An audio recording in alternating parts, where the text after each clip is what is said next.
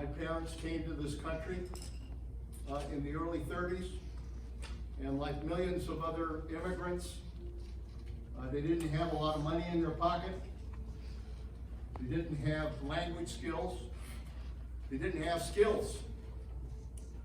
But they came to this country, traveling thousands of miles in third class on a ship. And before that, my father was the 13th in his family. He had 13 in his family. And he had several brothers who came to America ahead of him. And that's what gave him the incentive to come to America. And managed to make it to Monterey. My dad opened a restaurant during the war years. And my earliest recollections were as a kid standing in the back of that restaurant washing glasses. My parents believed that child labor was a requirement in my family, so everybody had to work. And then sold the restaurant, bought some land in Carmel Valley, which is where my wife and I now live, and planted a walnut orchard, and I worked in that orchard, moving irrigation pipes, doing hoeing, doing all the work you do. And I used to ask my dad, why did he come all of that distance to come to a strange land? They came from a poor area in Italy. Why would you pick up and leave? Because even though it was poor, they had friends, they had family. Why would you do that? And my dad said something I'll never forget, which was that my mother and he believed that they could give their children a better life in this country. And that's the American dream. That's the dream that I want for my children. I had 3 boys. And I hope it's the dream that all of you can embrace as well, which is the dream of having a better life, of being able to achieve what you want to achieve in life. And that's what America should be all about. You know, regardless of who you are, regardless of what your background is, regardless of who your parents are, I want each of you to be proud of who you are. You each have your individual qualities that make you who you are. Be proud of them. And realize that you can embrace those qualities. And you can achieve success in whatever you decide to do. For me, you know, again, young kid, I went to Monterey High, went to Catholic grammar schools, and then went to Monterey High. Got interested in student politics. I did sports, baseball, basketball. But I was interested in kind of, being involved in student body activities. So I eventually ran for student body president, became student body president at Monterey High. And from there, I went to Santa Clara University. Political science major. And in those days at Santa Clara, this is during the Vietnam War, we had a draft where all young men had to go into the Army. At Santa Clara, they had ROTC for all students. All students had to take ROTC, which is the officer training program at that time run by the Army at Santa Clara. So all students were required to go through that program. So I did, and then decided to continue my last 2 years, and when I graduated from Santa Clara, I got my commission in the United States Army. That gave me a chance to go through law school and be able to complete law school for 3 years, but after law school, I had to go into active duty for 2 years.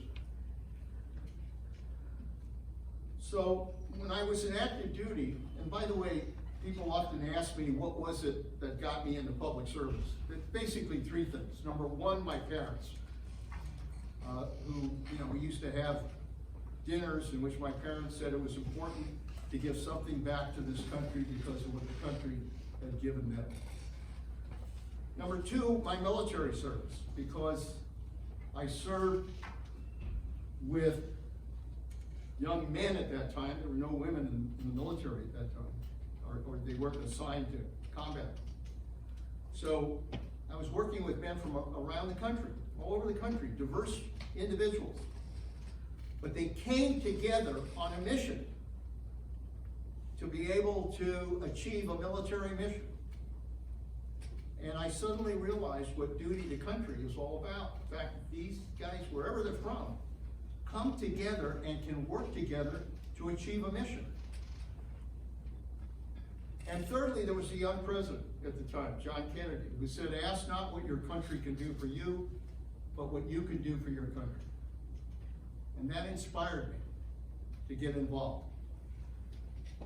And so after the military service, I've been in the Army for 2 years. And I could either go into the practice of law or try to do something. And I decided I wanted to do something in Washington. I had no contacts. I didn't know anybody in Washington.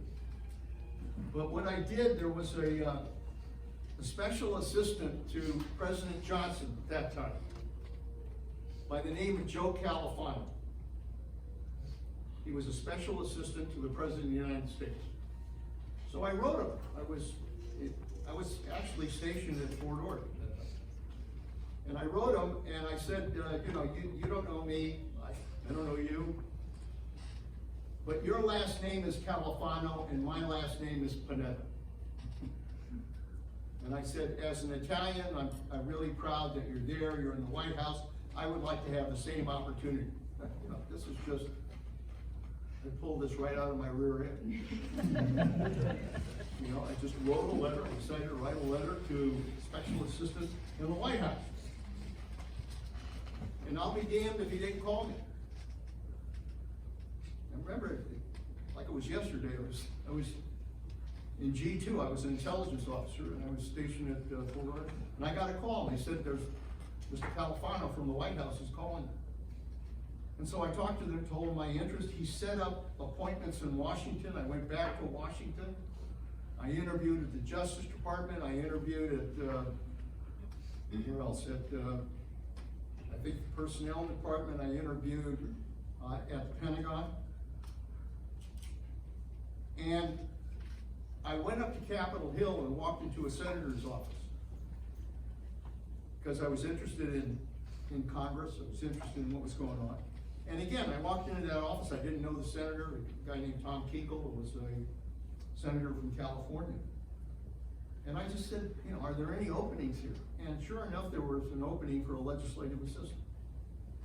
And because I was a military veteran, because I was an attorney, and I would really recommend to you, if you're interested, as you move forward in life, the ability to get that kind of credential is really important to opening doors and giving you an opportunity.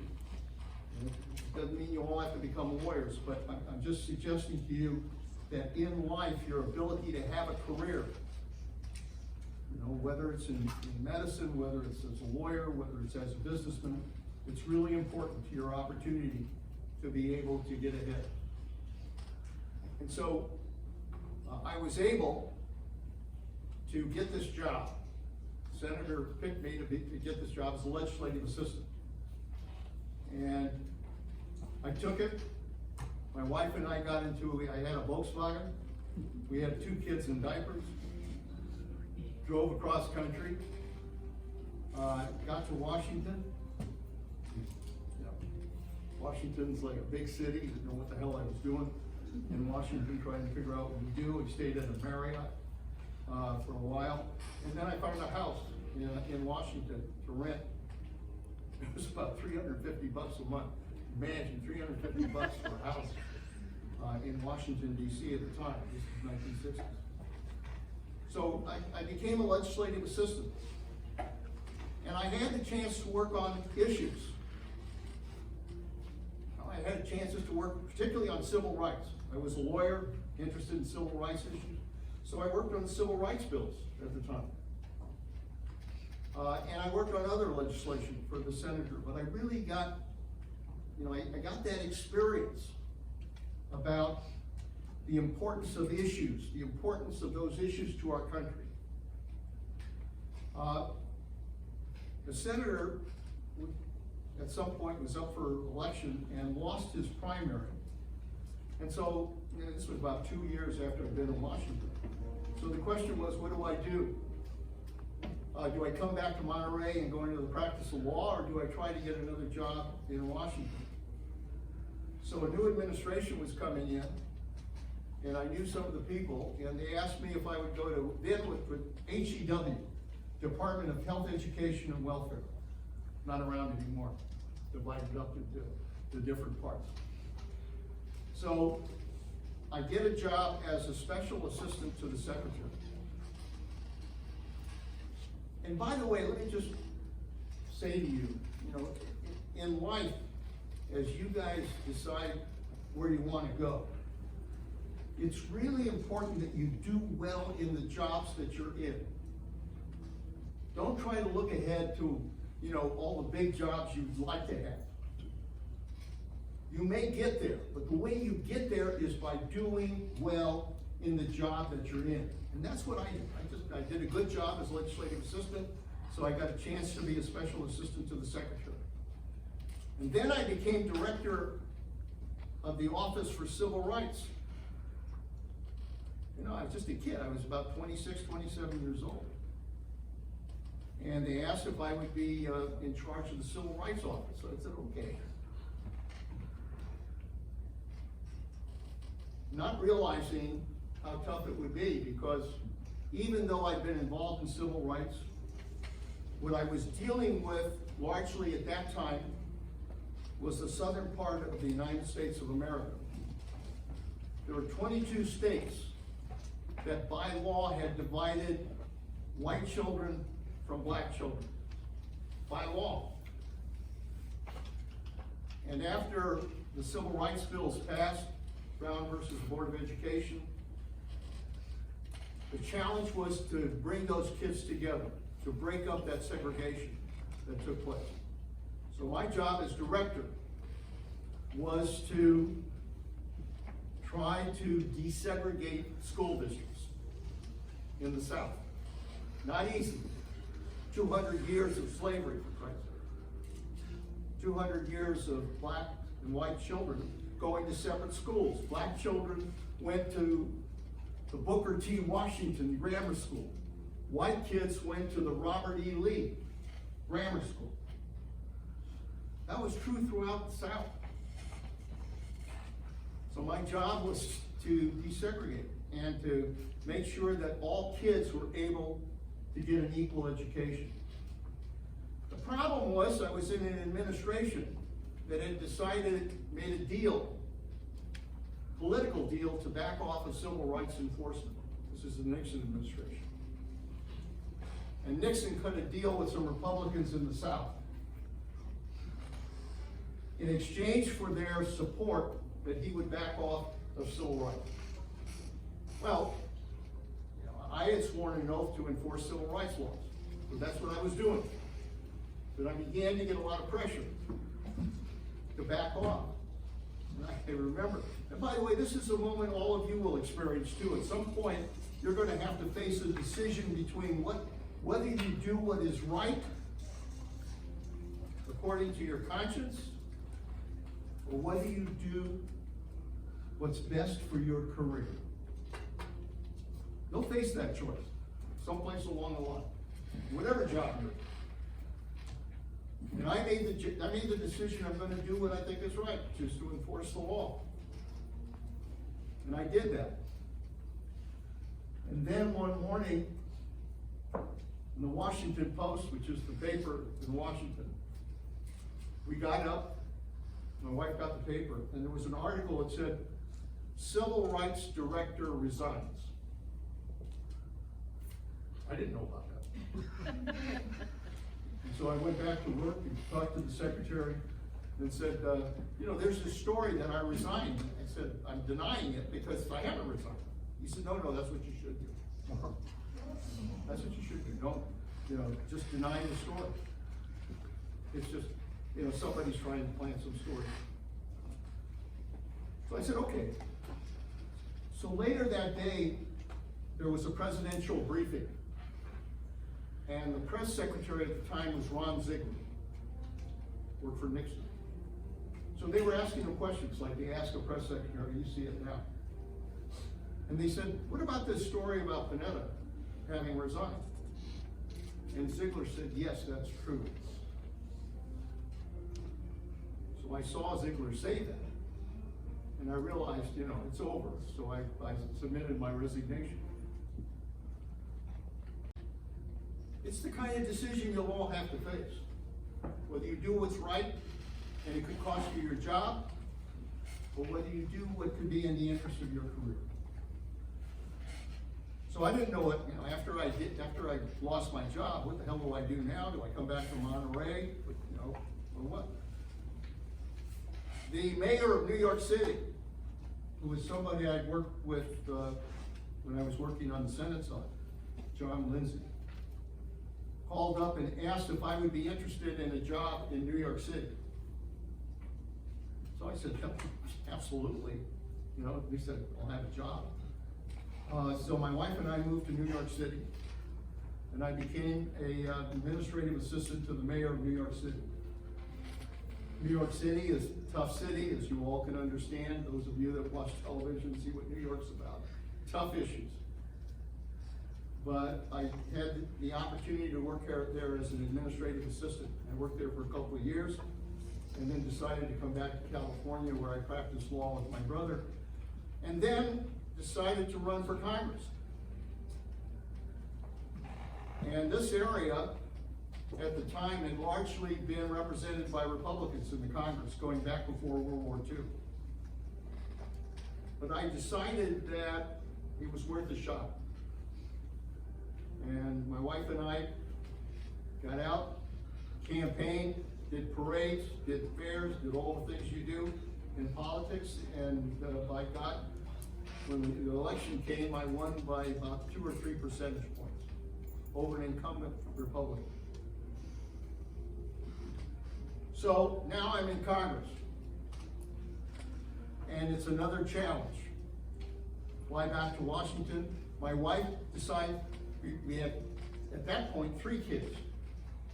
And so rather than drag them back to Washington, we decided we're going to keep the kids in school out of here. But my wife was going to help me run the offices in Congress. And I couldn't pay her because you can't pay your family. So she volunteered as my chief of staff in Monterey.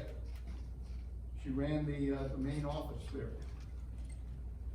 And we did that for almost 16 years. And in Congress, as member of Congress, I was on the Agriculture Committee, because this is an agricultural area, and I represented agricultural interests. But I also got on the Budget Committee, and I became chairman of the Budget Committee. But some of the important things that I dealt with at that time was Monterey Bay. We're all familiar with Monterey Bay. You all see the beauty of the bay.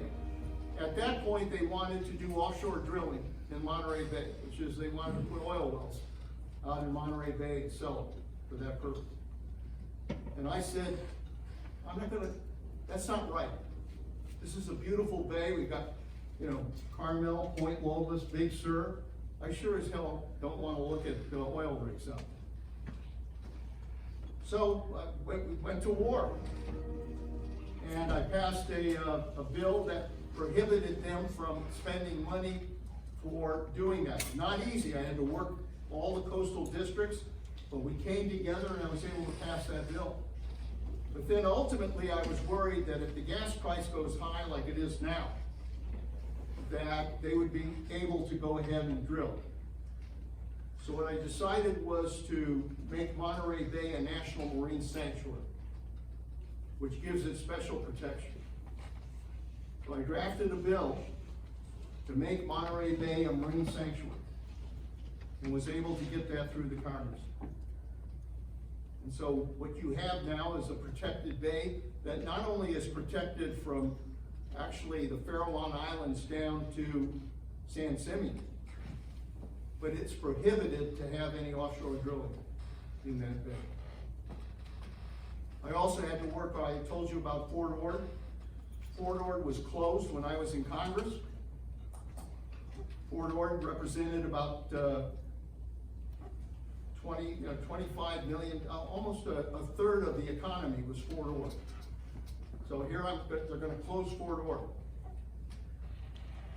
They close it, we come together, we decide what do we do with Fort Ord, and the decision was to locate a campus of the California State University system.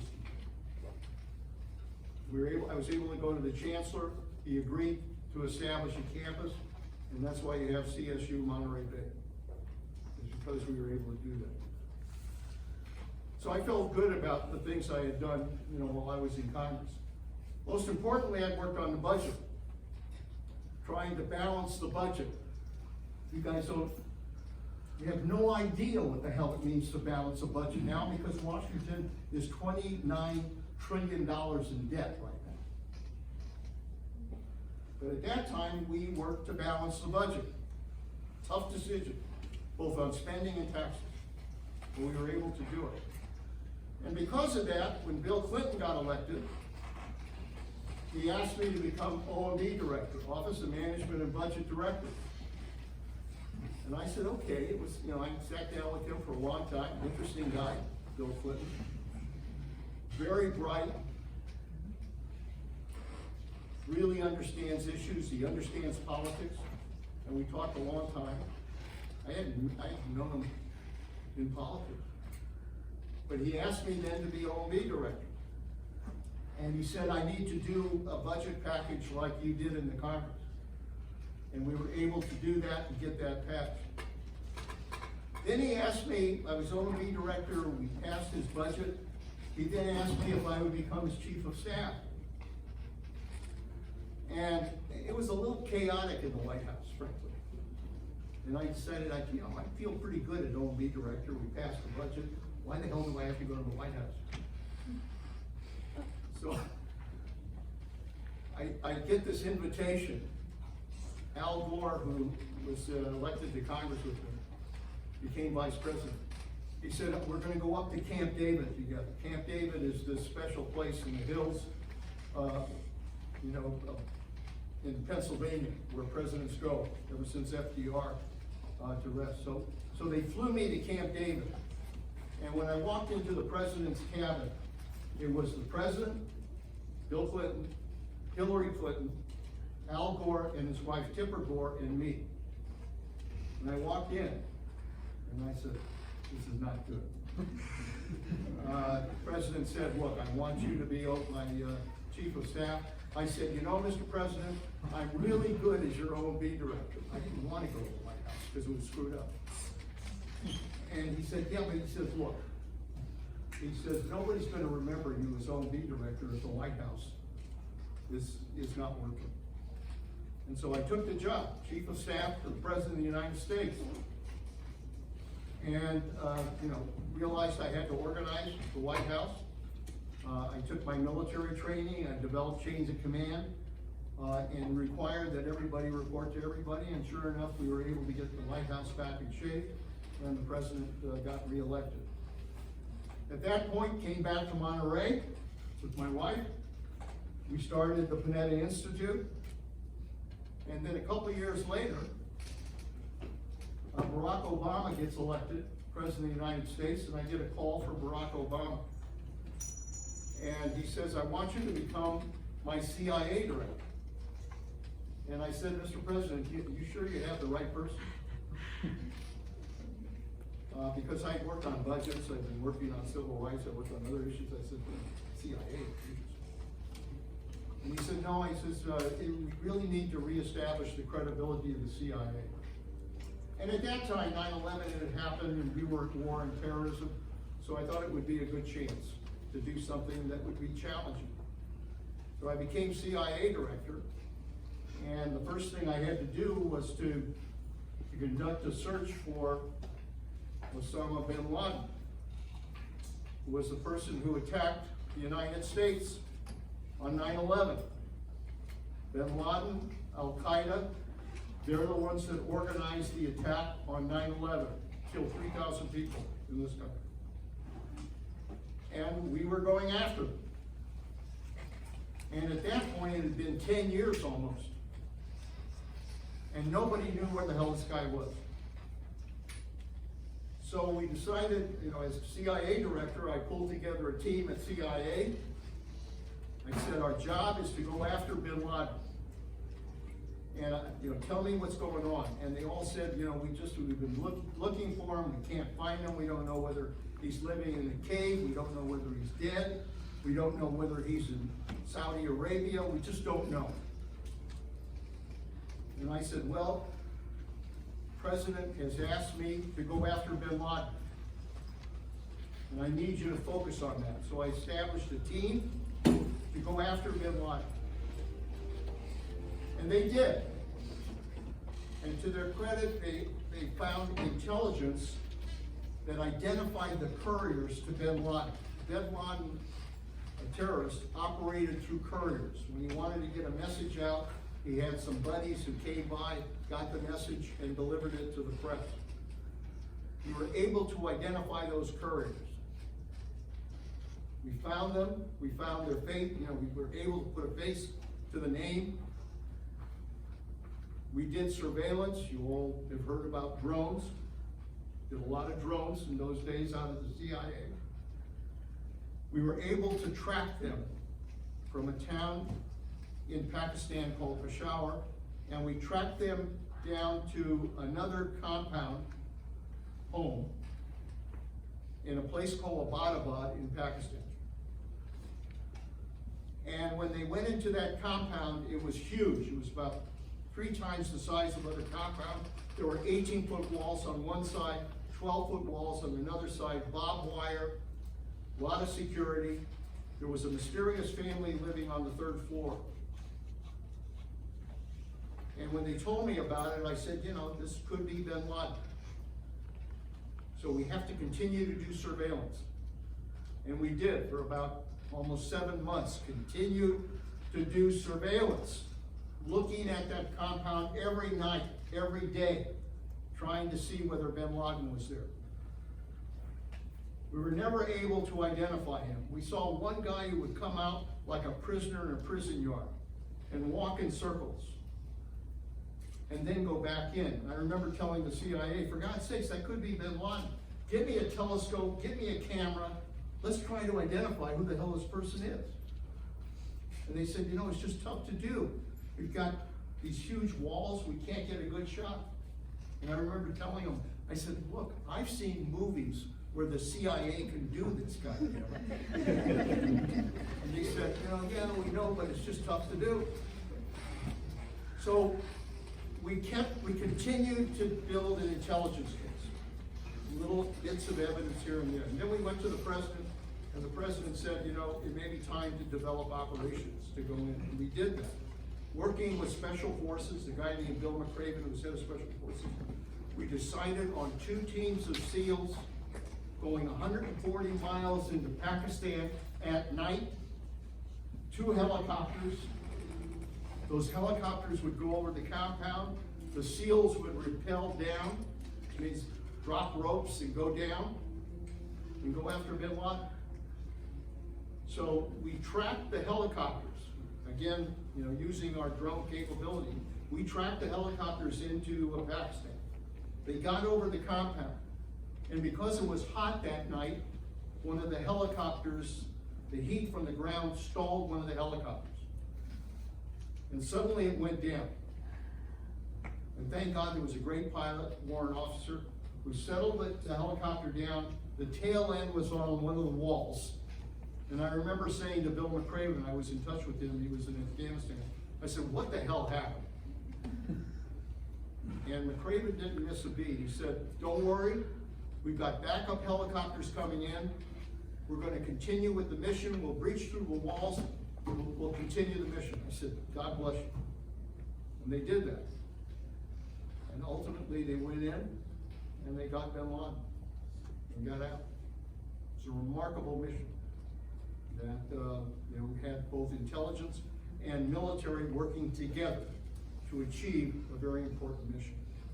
At that point, you know, again, having been through a number of jobs, I always thought good timing when to get the hell out was important. And since I just got bin Laden, I thought it was time to get the hell out.